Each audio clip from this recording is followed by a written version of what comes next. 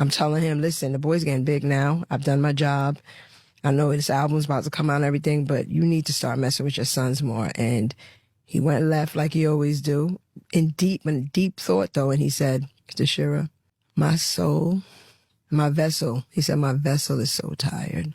He was like, and this may not make sense to you right now, Tashira. He said, but what I do know is my name will live on forever. Lord, give me a sign. I pulled some of those lyrics out. Tell me what these lyrics are and what they mean. This is a conversation with the Lord. Really need to talk to you, Lord. It's the last time we talked. The walk has been hard.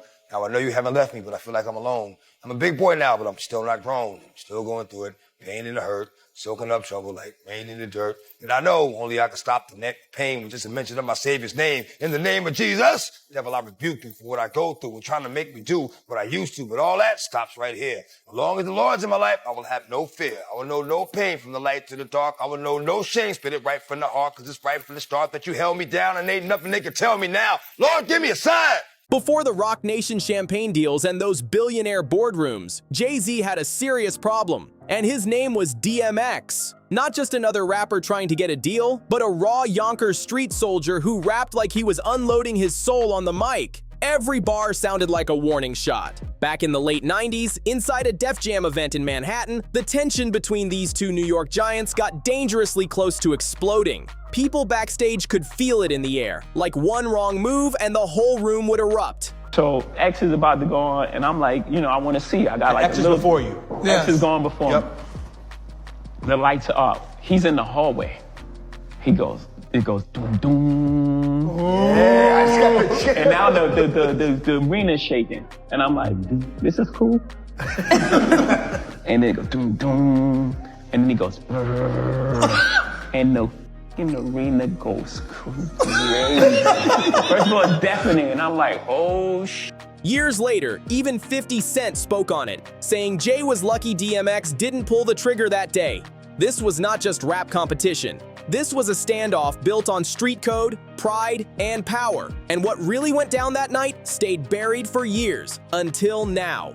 Early 90s New York was a different world. Before platinum plaques, before corporate deals and luxury offices, the scene was raw and gritty. Deep in the Bronx, inside a dim, sweaty studio with stacks of cassette tapes and faded Redman posters hanging crooked on the walls, two rising MCs crossed paths for the first time. The year was 1994, and the streets were still cold, crack still ruled the corners, and hip-hop was slowly shifting from street cipher battles into a serious money game.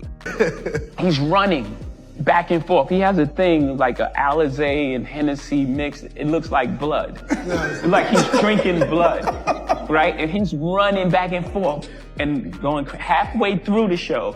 Then he takes his shirt off. Now the girls are screaming, And the dog chain. Yeah, the dog chain is tripping and he's going nuts, right? And I'm like, Sean Carter, known on the streets as Jay-Z, was already moving with confidence. He had been hustling, sharpening his freestyle skills on Jazzo's records, building a reputation for lightning-fast delivery and calm, calculated bars. And that night, he stepped into that room with one goal: to stamp his name in the underground scene. This was way before Reasonable Doubt, before the suits, before the power moves, before Jay-Z became the boss everyone knows today. Back then, Sean Carter was just a hungry rapper with sharp bars, heavy ambition, and a serious chip on his shoulder. Then DMX showed up. Real name Earl Simmons. He came down from Yonkers looking like he walked straight out of the streets. Shirtless, breathing heavy, energy on 10.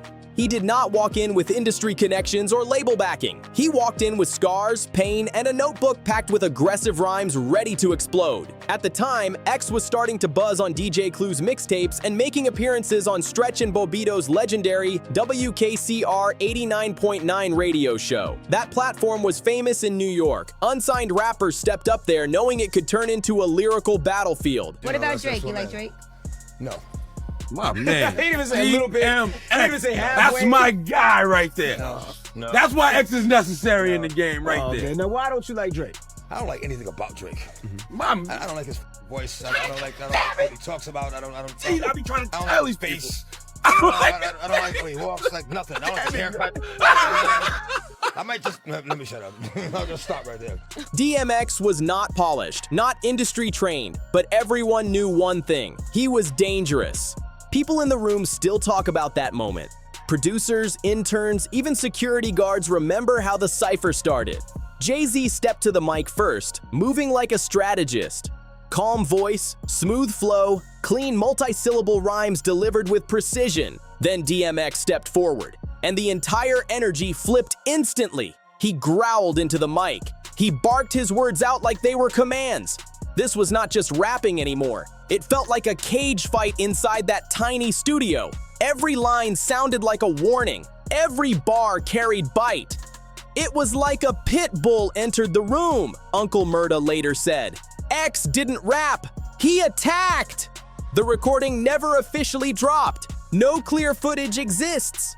But the story spread through the streets like a myth people kept repeating. Like I'm trying to attack you, what you've done, all just start ragging on you. I don't want you to think that. I love you. I'm coming in here with love. I know you love me. Yeah, and I just want you to say, okay, I'm sorry. I did it. You know? Well, you know I'm wrong, but I did it. I did it. You know what I mean? And I was wrong for it. We've not interacted with each other. So long. Some say DMX edged the battle. Others say Jay-Z stayed cool, but definitely felt the pressure. They reportedly shook hands after the session. But the tension never really disappeared. Because to DMX, Jay-Z represented something he never trusted: industry politics, distance, calculated coolness. And that feeling stuck with him. Years later, during a Ruff Ryders documentary, DMX said it plainly: "That dude ain't giving me no love when I was down. I don't forget that." Jay-Z never really spoke about that moment with X in public, but people close to him later said he noticed something that day. Something intense in DMX's eyes, cold energy, unpredictable, like a storm ready to break loose at any second. That clash inside that Bronx studio became one of the last real underground rap battles before both men shot into superstardom. But it did not end with peace or respect. It simply marked the first round of a quiet war that would keep building in the background. By 1998, the underground grind was over for both of them. Jay-Z and DMX were no longer just hungry rappers fighting for recognition. They had become giants, each carving out a powerful lane in a rap industry that was quickly turning into a corporate machine. Now people compare you to Tupac. What do you think about that? Is that cool? I don't think about that. Mm. You don't think about it? Nah, I do what I do. I'm gonna go where I'm gonna go. I'm gonna be who I'm gonna be. Right. Love it. Go take it. Right. But you know, I'm thinking though, the comparison though, is only because some of your vibe is similar. Not that you take anything from him, but you have that same kind of powerful driving energy and a real knowledge coming from your work. And there's there was a boy. Jay-Z dropped Volume 2, Hard Knock Life, and the album exploded, 5 times platinum. The project pushed him straight into the mainstream spotlight with hits like Can I Get a... and the now legendary Hard Knock Life track sampling Annie. Suddenly, Jay was not just a rapper. He was moving into business rooms, shaking hands with executives, and talking about ownership years before that mindset became popular. But while Jay-Z was building a polished empire, DMX hit the industry like pure dynamite. In May 1998, he released It's Dark and Hell is Hot. The album sounded raw, emotional, and straight from the streets. Every track carried pain, anger, and spiritual struggle that fans felt deep.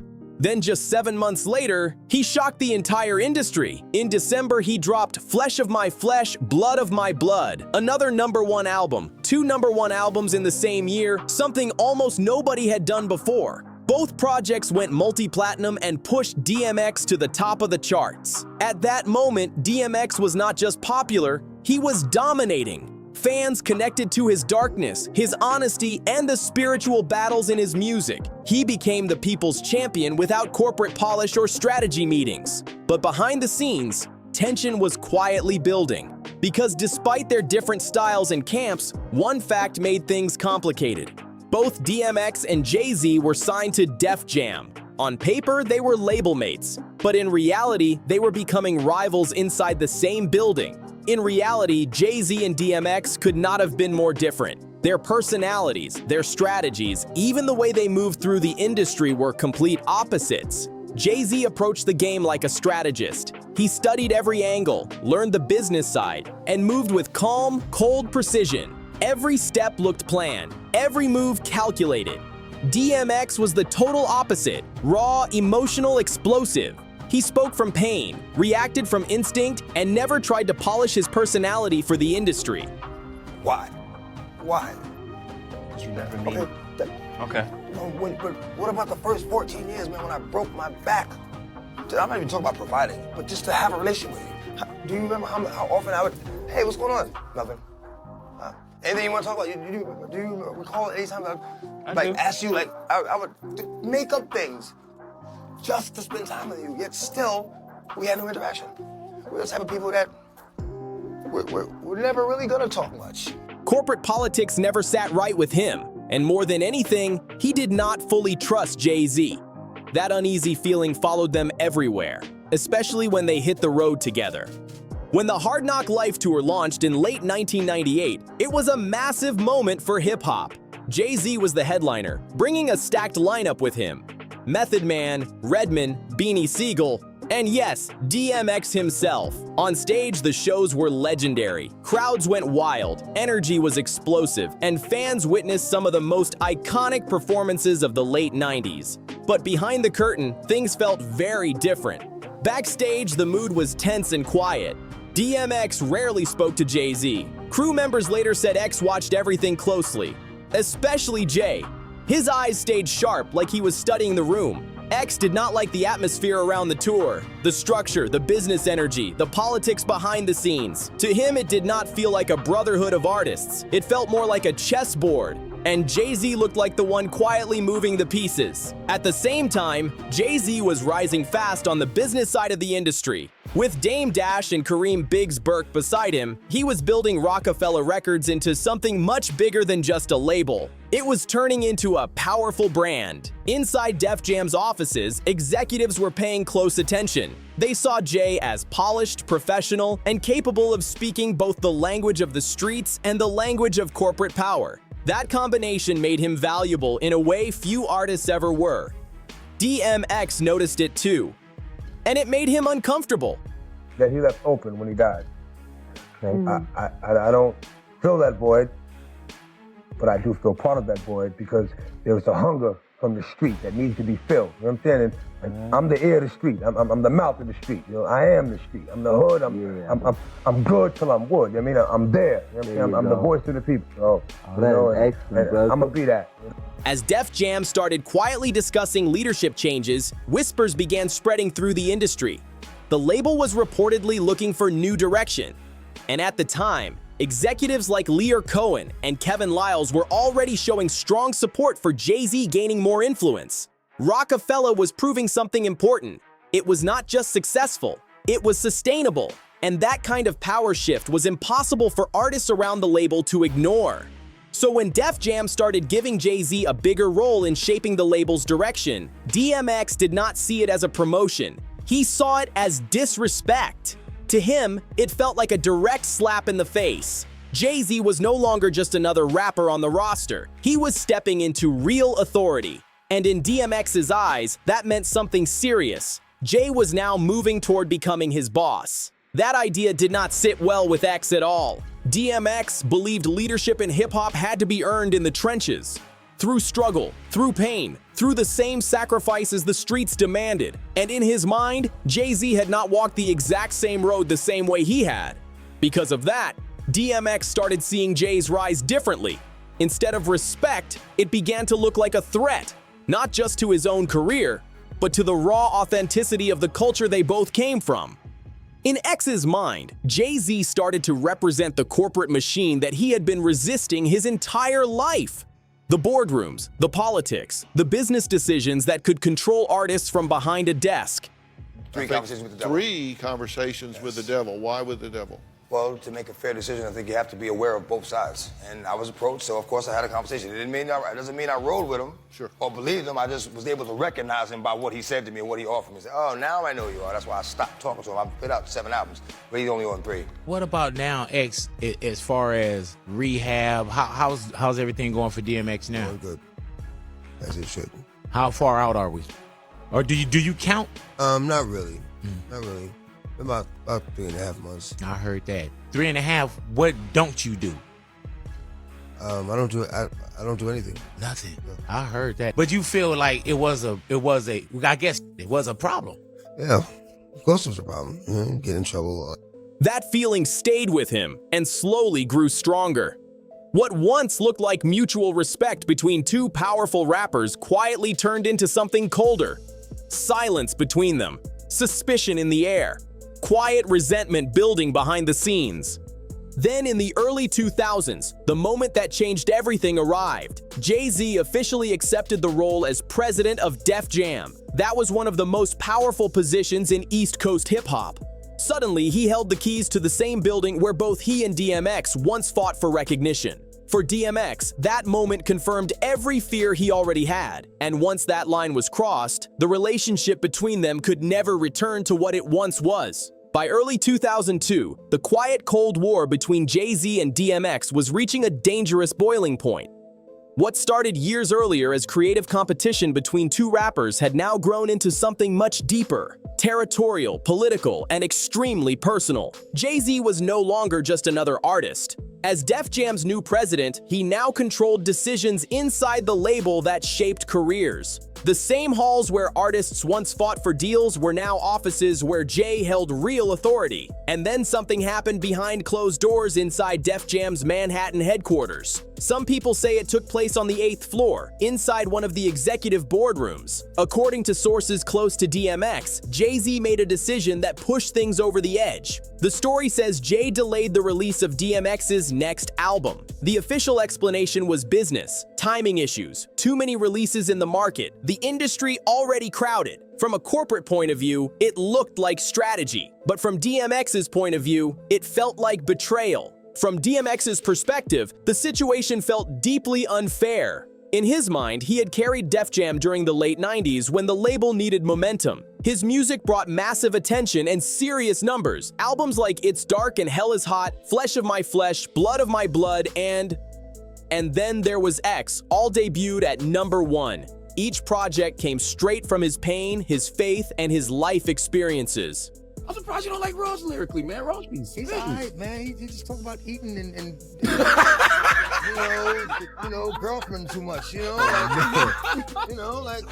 much can a nigga eat? how much weed can you smoke? Huh? Like, all right, let's talk about something else. I know you got a Maybach, you got the Aston Martin. Okay, good for you. Damn, come on, I see a whole nother side of the coin, son. To X, those records were not just albums. They were the heartbeat that helped keep Def Jam strong during that era. So when the label suddenly slowed down his next release, it did not feel like normal business. It felt personal. And in his mind, the person behind that decision was Jay-Z. That night, something inside DMX reportedly snapped. According to people who were either there or heard about it directly afterward, DMX suddenly showed up at Def Jam's Manhattan headquarters without warning. He looked intense, shirtless, sweating, pacing with heavy energy. The mood around him was unpredictable. Security barely had time to react before X pushed his way deeper into the building toward the executive offices. He was not there for a scheduled meeting. He came to confront the man he believed was standing in his way. By that point, DMX reportedly saw Jay-Z not just as a rival, but as someone who had crossed a serious line. Inside one of the executive rooms, Jay-Z was already sitting with Def Jam staff, assistants, and possibly a few Rockefeller associates. It was a normal business meeting, until the door suddenly burst open. DMX stormed into the room and the entire atmosphere instantly changed. Conversation stopped. The tension was immediate and heavy. He pointed directly at Jay-Z. His voice shook with emotion, but it was not fear driving it. "You think you my boss? I made this label hot." According to people who later spoke about the moment, Jay-Z stayed seated. He did not shout back. He did not jump up. They said he remained calm, almost completely still. But the silence inside that room became overwhelming. Nobody moved. Nobody spoke. Everyone seemed frozen, unsure if the situation was about to turn into a shouting match or something much worse. Some accounts claim DMX reached toward his waistband like he might grab something. Others say he never actually did, that the intensity in his eyes alone was enough to stop everyone in their tracks.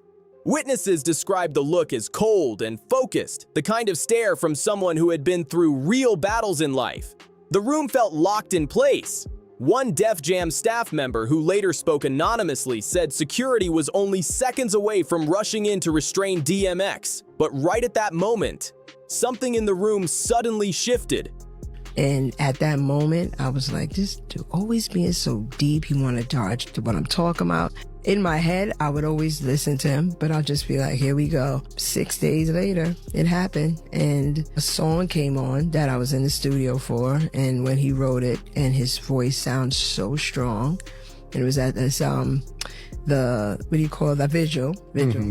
He was still hooked up on the machine. And that's the first time I cried, because when that prayer came on, I knew that's what he was. I knew he wasn't going to make it. I knew that's why he told me that. Maybe it was Jay-Z's calm reaction. Maybe it was the fact that too many people were standing in that room watching everything unfold. Or maybe DMX simply wanted to send a powerful message without taking things any further. Whatever the real reason was, the moment eventually cooled down. Jay-Z never publicly spoke about what happened that day at Def Jam, but people close to him later said something about that moment stayed with him. He walked out of that room unharmed, untouched, but different. Situations like that leave an impression, especially when things come that close to spiraling out of control. From that point forward, Jay-Z kept his distance whenever possible. In public, he stayed professional and respectful. Interviews, events, industry gatherings. He handled everything calmly.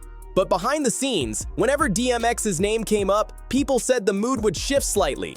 There was always a certain tension in the air, a quiet understanding that the situation between them had once come dangerously close to crossing a serious line. Because that day inside the Def Jam office was not just an argument between artists, it was a warning. By the early 2000s, the world was beginning to understand something about DMX that made him different from most rap stars. What people saw in his music was not just an act or a stage persona. It was real life spilling into the microphone. Every growl in his voice, every shout of pain, every intense verse came from real experiences. DMX did not create a character for the stage. What fans were hearing was simply Earl Simmons, a deeply talented but deeply troubled man who carried the weight of his past everywhere he went. Even after conquering the charts and becoming one of the biggest names in hip-hop, the streets never fully left his life. Between 1991 and 2013, DMX was arrested more than 30 times across multiple states. Yes, more than 30. These were not just rumors or gossip from tabloids. Many of these incidents were documented legal cases that followed him throughout his career. His life sometimes read like a long police record filled with chaos, bad decisions, and moments that shocked fans. What made DMX stop recording and we being truthful, because we want to know. We haven't heard from X in a long time. Y'all know the story already, you know what I'm saying? You used to be my dog, you was in my left titty, you know, screenwriter die, I thought you would die with me, you know? What happened was, you know, like I said, I had the crazy track record, Def Jam, everything was good. You know, I go to do the 6th album.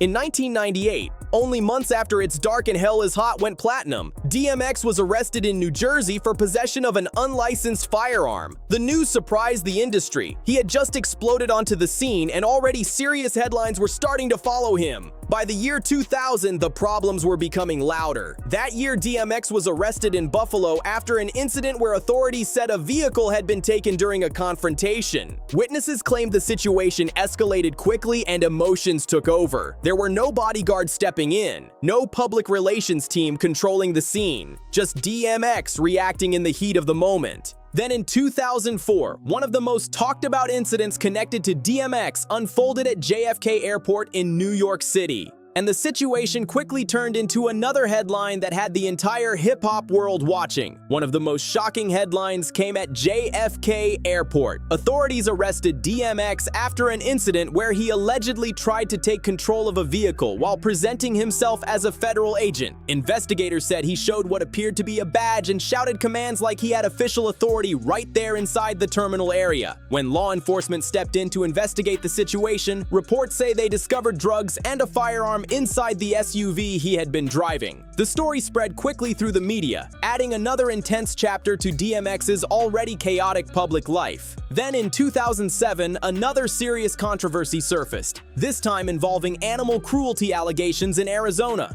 Authorities searched property connected to DMX and reported finding several pit bulls in poor condition. Some animals were malnourished and others were reportedly chained without proper care. DMX later claimed he had not been living at the property for months. And, you know, Jay-Z somebody became else takes president. over. Yeah. You know, when he first got the job, he hit me with the call like, yo, dog, inmates just running the building like, yo, you good? Finish the album, shoot the video. What happened? Niggas go on vacation and, you know, we don't know. What you mean you don't know? How do you listen to a whole album, pick a single, shoot a video, then don't know? Okay, I see what's really good. You're trying to eliminate the competition. You know, because at first you retire, you know, then get me off the label, now you're back rapping again. Okay. It's all good. However, the legal case still moved forward, and the situation became one of the most widely discussed incidents of his career. In the years that followed, the legal problems kept stacking up. Arrests related to drug possession, parole violations, driving offenses, unpaid child support cases, and confrontations with law enforcement all appeared in public records. Some situations resulted in only short stays in custody, while others led to longer legal battles. Through all of it, one pattern remained clear. DMX's life seemed stuck in a constant cycle of success and struggle. One moment, he would release a powerful record that dominated the charts, and the next moment, his name would appear in another court report or police headline. For every sold-out concert crowd screaming his lyrics, there seemed to be another mugshot circulating online. For every emotional verse about faith, pain, and inner demons. There was another court appearance where DMX looked exhausted by the battles around him. To many fans, it felt tragic, but to people who truly understood the streets, and especially someone like Jay-Z, it meant something else too. He knew that he was going to transition. He knew, and that's why he was like, my vessel is tired. The fact that he said my vessel is tired, that's deep. It is, and everything that came out that man's mouth was always so deep. Always. Yeah. DMX had a reputation for being fearless.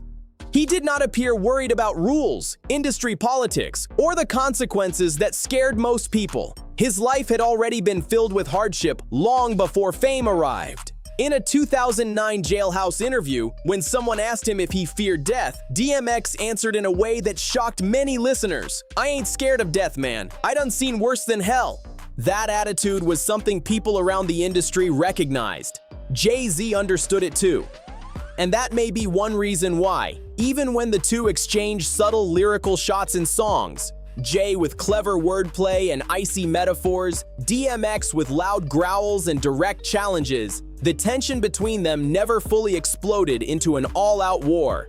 There was always a line between Jay-Z and DMX that neither of them fully crossed, not because they were close friends or because everything was peaceful between them. The real reason was something deeper. Jay-Z understood exactly what it meant to go to war with someone who truly had nothing left to lose. DMX was unpredictable. Inside the studio, he was electric, powerful, and impossible to ignore. But outside the music, his energy could be intense and volatile. Not in the exaggerated way some rappers tried to act tough for attention. This was different. This was the kind of danger that comes from a person who had lived through real pain and real battles. DMX carried the energy of someone who had already faced darkness head-on. The type of person who might react without hesitation if pushed too far. Like a wounded animal backed into a corner, unpredictable and ready to strike whether anyone expected it or not. What do you think about Lil Wayne?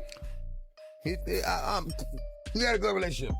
I don't. Cool. I think Cool. well, everything you said about Wayne is exactly what everything you just said about Russ is what I think about Wayne. Yeah. I think all he talks about is smoking weed and a whole bunch of. I said we cool. And Jay-Z, no matter how powerful he became in the industry, never forgot that. He knew DMX was not someone to underestimate. By 2003, the balance between the two men had completely shifted. On one side stood Jay-Z, climbing higher and higher in both business and culture. He was no longer just a rapper dropping hit records. He was turning into a full business mogul, sitting courtside at NBA games, meeting executives, making strategic deals, and building a powerful public image as one of hip-hop's smartest businessmen. His relationship with Beyoncé was also gaining massive public attention, which only added to the polished image surrounding him. By 2006, Jay-Z's influence had reached another level. He was not only running Rockefeller, he had also stepped into the role of president of Def Jam, one of the most powerful positions in the entire hip-hop industry. On the other side stood DMX, still raw, still intense, still delivering emotional music that sounded like a man crying out into the void. But at the same time, he was dealing with heavy struggles, addiction issues, legal battles, and an industry that slowly seemed to be closing its doors around him. And what made the situation even harder for DMX was the belief that those doors were being closed from the inside. From 2003 to 2006, X watched as Def Jam, the label that had helped launch his legendary run, began moving in a different direction. In his mind, Jay-Z now had the power to control those decisions. And the signs were there. As Def Jam's president, Jay-Z had influence over budgets, project approvals, and marketing priorities. He helped determine which artists received the biggest push and which projects were placed on hold. During that period, the label started shifting its focus toward a new wave of artists. Younger acts with fresh sounds and broader mainstream appeal. New stars like Rihanna, Neo, and Young Jeezy were becoming major priorities for the label. And for DMX, watching that shift happen while his own career was slowing down only deepened the feeling that something bigger was happening behind the scenes. Those new artists were receiving major backing from the label, big budgets, radio promotion, magazine features, and marketing campaigns pushing them everywhere. It's not worth it. It's just not worth it.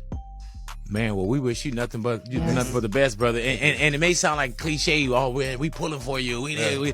But cats definitely want to see you win, man. I feel it when I walk past. You know what I'm saying? And I come across my fans in the street. They let me know. You know, like, dog, yo, you know, we rooting for you, man. We got Hell your yeah. back, like, you know. And that's a huge part of the reason why, you know, I'm going as hard as I'm going. Meanwhile, DMX's upcoming projects seem to sit quietly on the sidelines, stuck behind shifting priorities and complicated industry politics. Then in 2006, the moment that really pushed things over the edge arrived. DMX released his 6th studio album, Year of the Dog, again.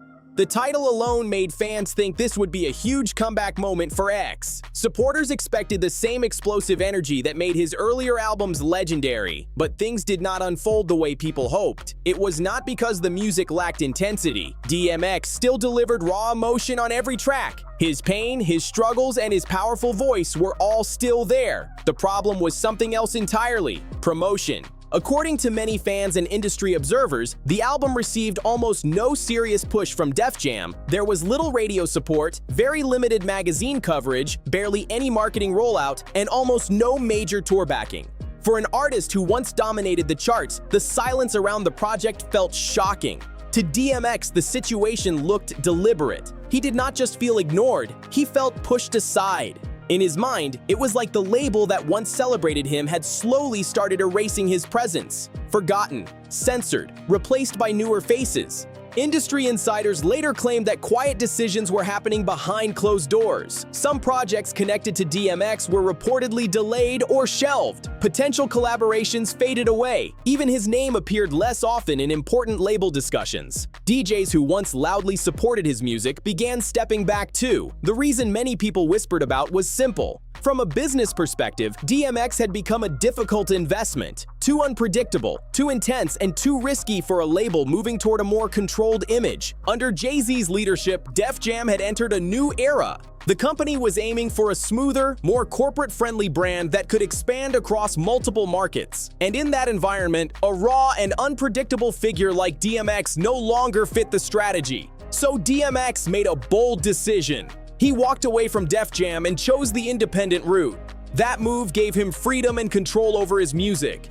But it also meant stepping away from the powerful machine that major labels provided. No huge promotional budgets, no giant marketing campaigns, no industry safety net. From there, DMX started recording with smaller labels, performing in international clubs, and releasing music with much less distribution power behind it. But through all those changes, one thing never faded: the anger and frustration he carried about how everything unfolded. That frustration never really disappeared. It sat there, growing over time. DMX felt betrayed, not just by the music industry, but by Jay-Z personally, because in his mind, their stories started from the same place. Two hungry rappers from New York, two fighters trying to survive in a rap game full of fake smiles and hidden agendas. They battled, struggled, and climbed their way up from nothing.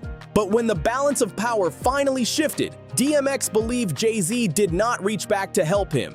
Instead, from X's perspective, there was only silence. And DMX was the type of person who never forgot moments like that. By the 2000s, something strange happened between the two hip-hop giants. The loud tension that once surrounded their names faded into an uneasy quiet.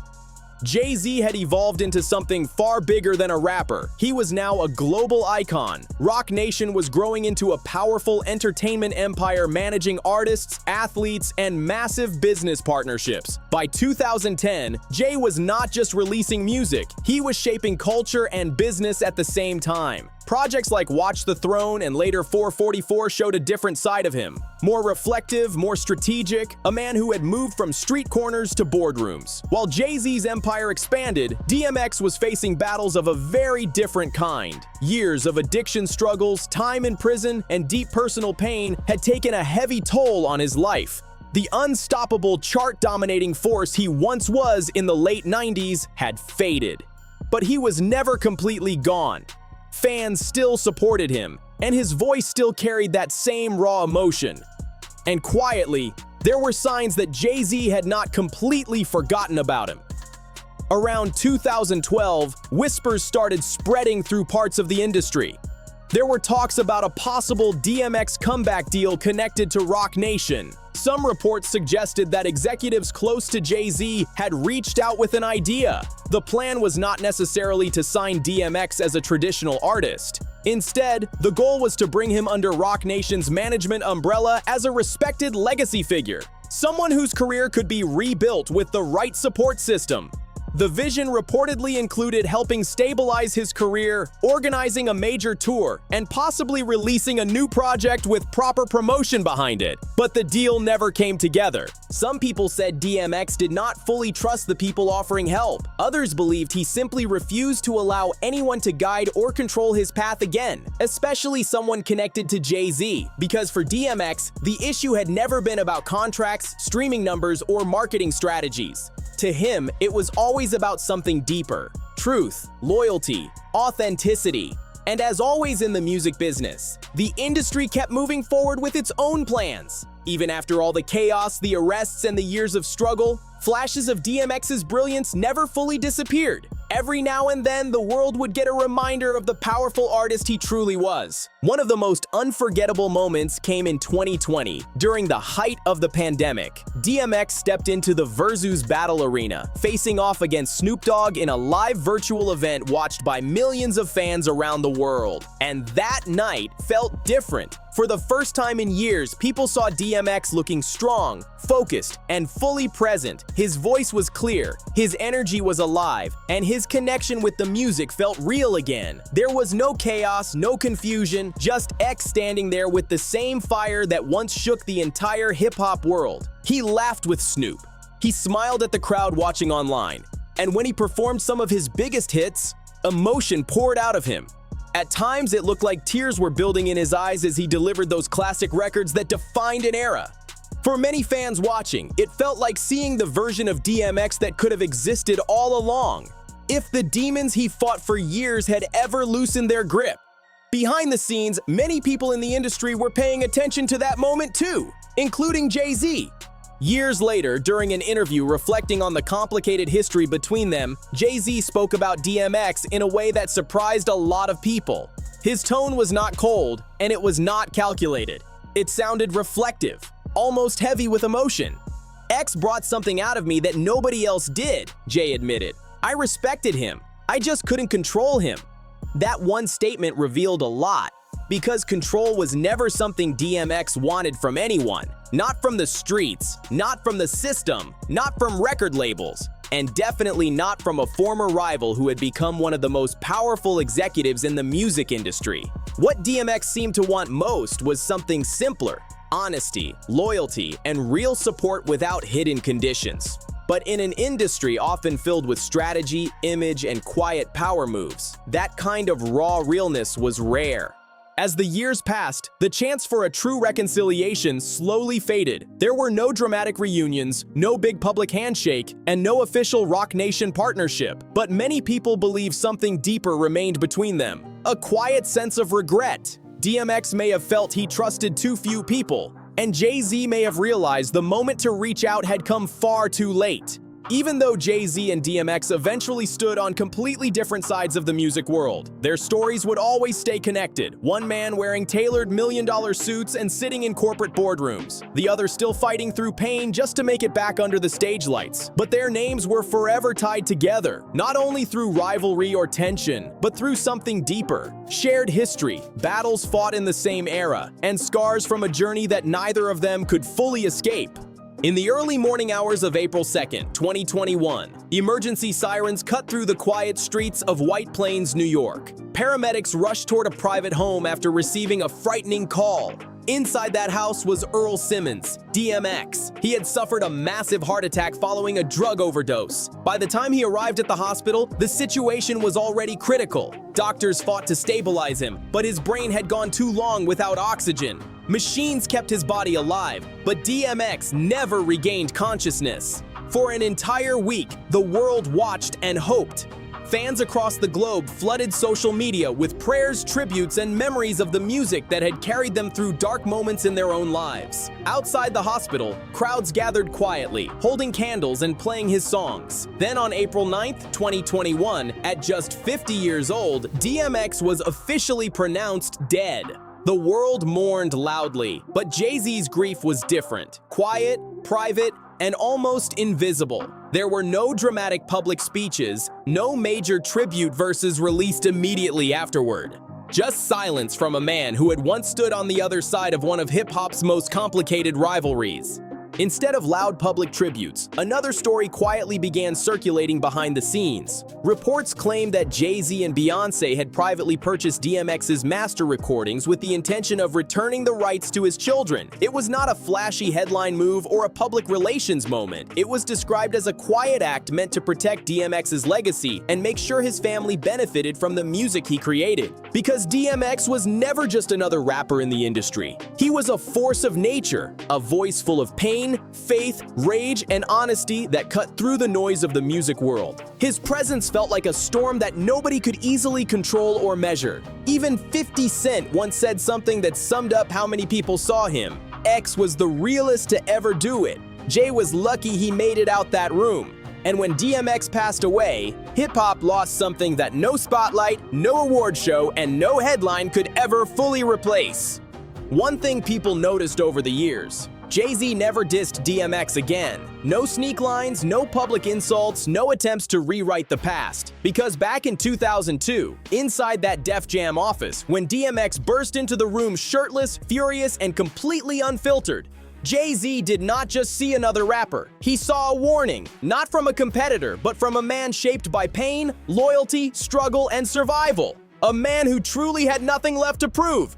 And from that moment on, Jay chose silence. Because some stories do not need spin, and some legends speak the loudest when the room goes quiet. If you made it this far, let me know what you think about this story. Was the rivalry misunderstood, or was there deeper tension behind the scenes? Make sure to like the video, subscribe to the channel, share it with other hip-hop fans, and drop your thoughts in the comments below. Let's talk about it.